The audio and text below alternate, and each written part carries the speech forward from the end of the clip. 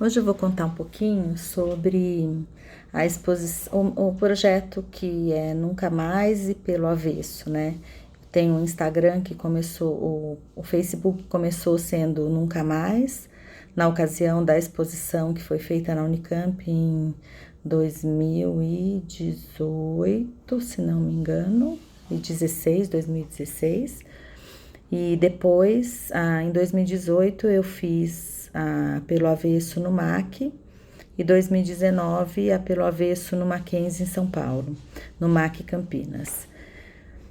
Então, a primeira exposição Nunca Mais, esse projeto ele veio a partir de uma imagem que nunca mais me abandonou, né? Então, os corvos carregavam a minha casa.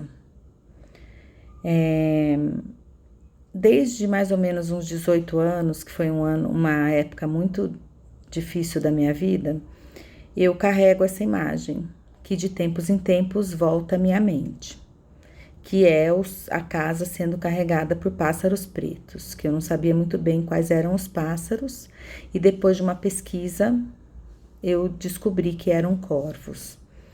E aí eu comecei a fazer, então, a resolver tirar essa imagem de dentro só da minha cabeça e fazer o projeto, começar a investigar a casa, investigar o corvo e investigar a natureza simbólica dessas coisas, procurar compreender um pouco o que aquilo queria dizer de fato e experimentar plasticamente imagens, desenhos, e comecei então a fazer uma grande investigação de imagens de corvos e casas.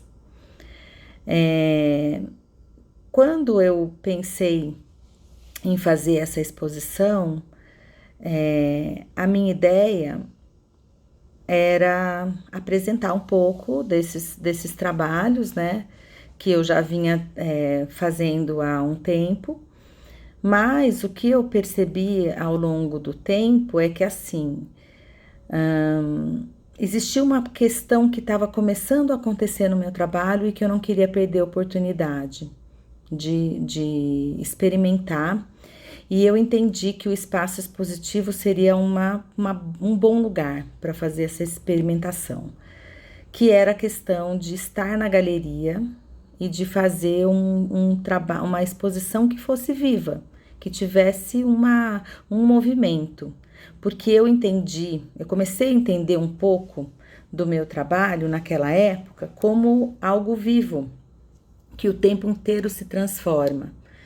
E aí eu pensei, como é que eu posso transferir isso para dentro do espaço expositivo? E a ideia, então, foi fazer uma exposição viva.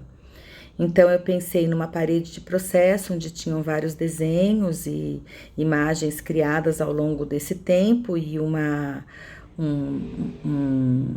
conjunto de textos escritos também a partir de pensamentos a respeito dessa exposição, né, dessa produção de textos e imagens. Depois, no meio do caminho, eu conheci Edgar Allan Poe com O Corvo, li, reli, escutei, lido por diversas pessoas e entrei também nesse universo do Edgar Allan Poe, que acabou entrando como... Eu acabei utilizando o nome das duas exposições a partir desse conhecimento um pouquinho mais aprofundado do Edgar Allan Poe. Então, a primeira chamou Nunca Mais, por conta do corvo, mesmo que dizia Nunca Mais. E a segunda, Pelo Avesso, tem a ver com a maneira como o Edgar Allan Poe produz a sua obra. Muitas delas são pensadas a partir do final.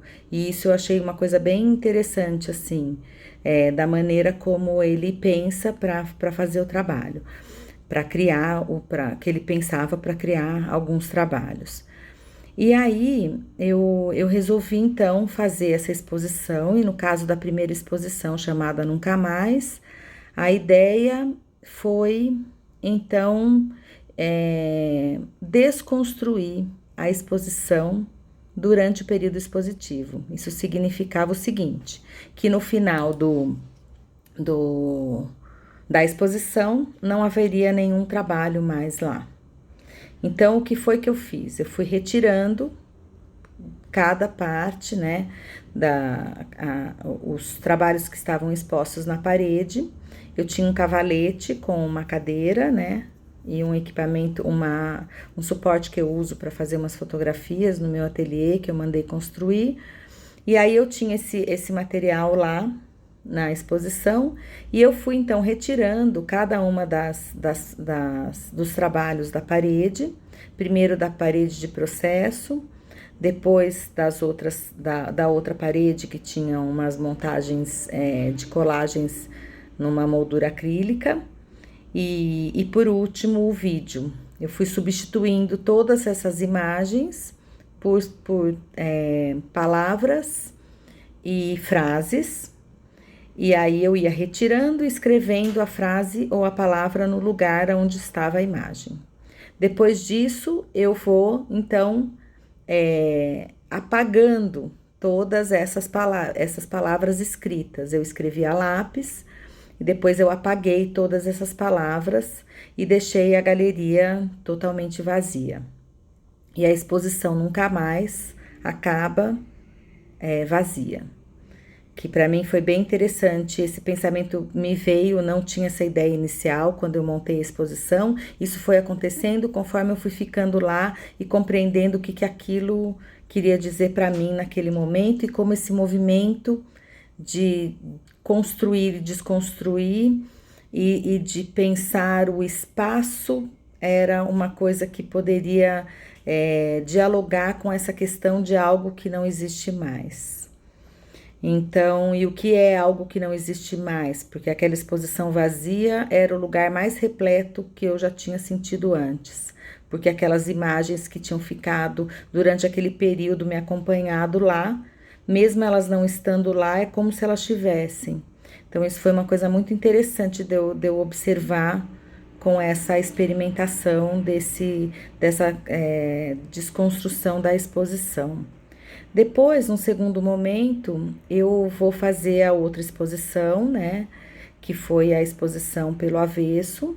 Foi um projeto que eu fui selecionada pelo FIC, né? E aí, no caso da exposição pelo avesso, ela tinha uma outra característica. Ela tinha um ateliê maquete, que repetia o espaço da minha sala de trabalho no meu ateliê. E lá era um espaço de trocas. A minha proposta era, a partir da exposição montada, algo iria acontecer, que eu também, na verdade, não tinha pensado que seria. Mas o fato de eu me programar para ficar na exposição durante um período prolongado, eu entendi que aquilo ia naturalmente acontecer e eu ia ver como se eu ia para a exposição, como se aquela exposição fosse o meu ateliê naquele momento e pensar a exposição enquanto ateliê me faz olhar para aquelas coisas como transitórias, como eu olho para as coisas que estão no meu ateliê, que estão o tempo inteiro mudando de lugar e mudando eu vou transformando aquilo que eu penso a respeito delas. E eu gosto de estar no lugar expositivo, porque isso para mim faz com que eu tenha uma intimidade com o meu trabalho fora do ambiente do ateliê. Porque o trabalho, quando ele é apresentado num outro lugar, quando ele tem um outro espaço físico que o abarca, ele traz para você outros elementos que você não tem sempre. Você tem um ambiente, às vezes, muito maior do que é o do seu ateliê, isso te dá uma outra dimensão. Você tem uma questão que é fluxo de pessoas, fluxo de deslocamento. A gente tem uma série de coisas que acontecem num espaço expositivo e que não acontecem no ateliê.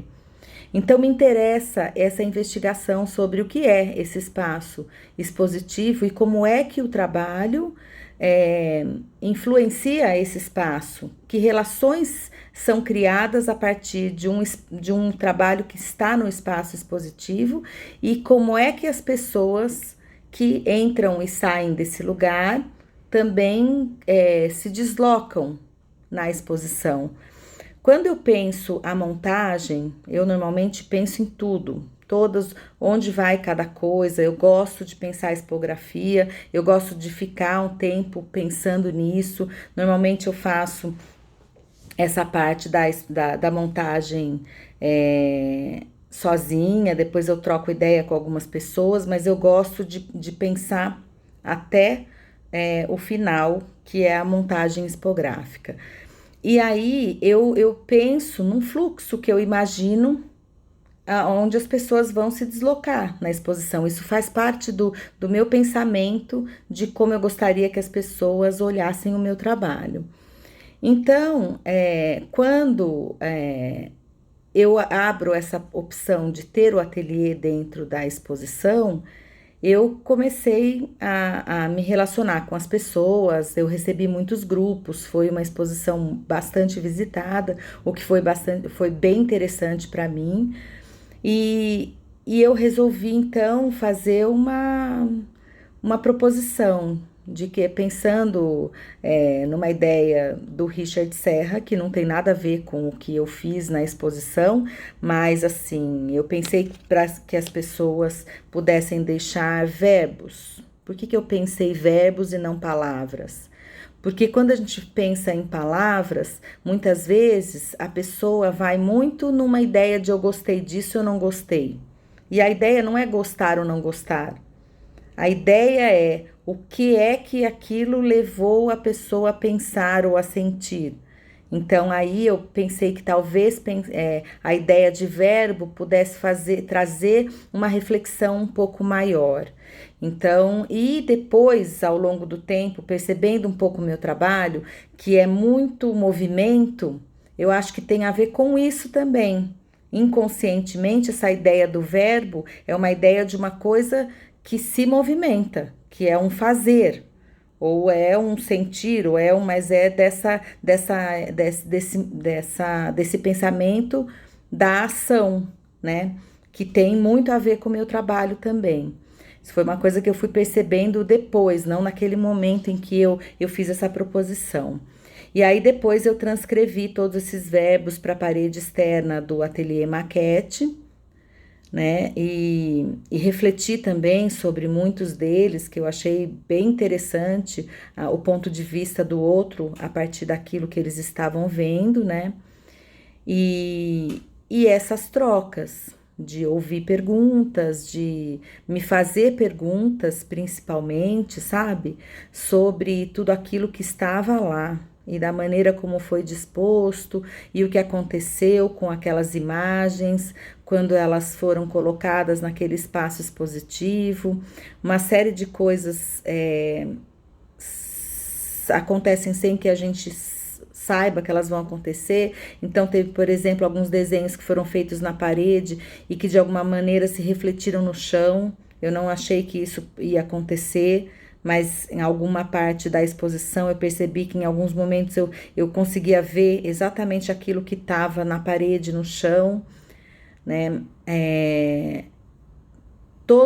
A questão da casa, que eu acho que é um elemento simbólico e que faz com que as pessoas reflitam sobre a sua própria casa. No caso dessa exposição, a casa estava pendurada por um fio de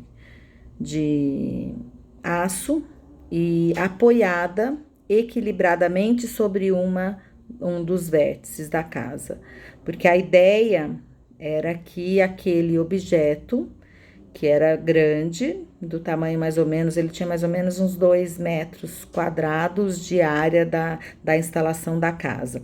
Então, assim, essa casa ficava apoiada no ponto de equilíbrio. Se alguém encostasse na casa, ela ia girar, porque ela estava ali parada justamente no ponto de equilíbrio. O que me faz refletir sobre essa questão de que equilíbrio é esse, que existe na casa, em todas as casas, não só na minha, né? E que às vezes não é o lugar que a gente imagina que seria o lugar mais equilibrado de todos, mas é o lugar onde as coisas se equilibram. Porque nem sempre as coisas se equilibram no lugar certo. Às vezes, tudo funciona numa dinâmica que a gente imagina que o correto seria que acontecer, que o fluxo das coisas fossem de um jeito, só que na verdade não, às vezes não é desse jeito. E essa questão de pensar o que é essa casa, o que é como é que essa casa vem para esse universo simbólico de cada um e traz memórias, e traz um outro lugar que não é o meu. Isso me interessa bastante também no meu trabalho, que é uma ativação dessa memória e desse lugar que todos têm dentro de si, né? Então, assim, não que eu tenha interesse diretamente nisso, mas em despertar a reflexão, porque eu acho que a arte tem como possibilidade também essa reflexão. Eu me interesso por essas questões de pensar esse universo dos relacionamentos, esse universo da vida, essa relação com a natureza, tudo isso me interessa no trabalho. E então propor coisas que ativem de certa maneira a memória e a reflexão são coisas que eu penso quando eu vou propor o trabalho. Existe uma questão também que é a forma como a literatura atravessa o meu trabalho. Eu tenho sempre essa questão com a literatura que me interessa também colocar isso como algo importante. Nesse caso, como a biblioteca ficava bem em cima do prédio do MAC, o que acontece? Eu fiz uma instalação externa, uma revoada de corvos, que saía da porta do MAC e ia até a janela da biblioteca que ficava no prédio em cima. Existia um lugar bem certinho, assim, na calçada de chegada do MAC, que não estava marcado lá, mas existia um lugar perfeito onde a gente enxergava essa revoada exatamente deslocando como eu pensei. Depois, além disso, uma obra sonora, né, que foi feita com a parceria do Cauê Garcia, que é meu amigo, artista querido, que me ajudou a fazer o vídeo da outra exposição e agora essa da exposição Nunca Mais, e agora o áudio dessa exposição pelo avesso, também com a ideia de pensar essa questão da relação entre dentro e fora. Então era um áudio dos corvos. Eu não sou muito essa ideia de pensar em áudio, pensar em vídeo é mais difícil para mim, por isso que eu sempre também procuro ajuda de quem tem mais experiência com isso, né?